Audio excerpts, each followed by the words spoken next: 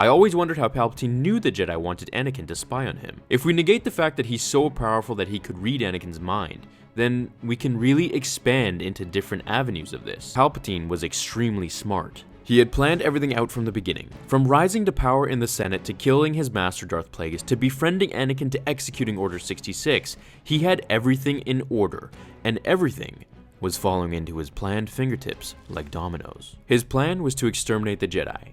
He couldn't do this alone, so he needed Order 66, which is why in the Clone Wars he had the inhibitor chip implanted, just in case the Jedi were to go quote-unquote rogue, which controlled all the clones upon the command of specific orders. With this order, Jedi would have to give a reason for the Chancellor to command it, otherwise the people would turn on him, seeking impeachment or death for killing all the Jedi. Imagine if they didn't think the Jedi had gone rogue, and Palpatine executed Order 66, killing them all without any reason to give.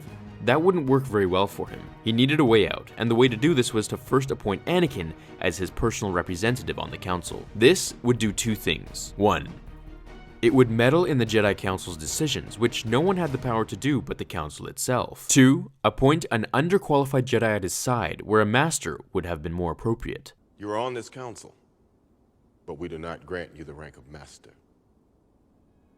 What? Now he knew this as well would do two things. 1. Create distrust and question from the Council, most likely moving Anakin to commit treason and spy on him.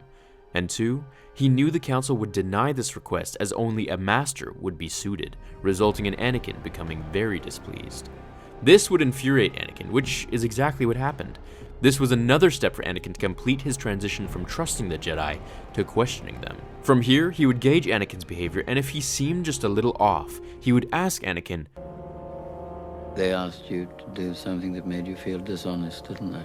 From here, he knew he opened the door to Anakin's betrayal, causing division between the Jedi and himself. Now was the time to pique his interest fully by dangling Padme's life in front of him and revealing his true identity as the Sith Lord to Anakin, knowing he would tell Windu or Yoda, which is exactly what Anakin did.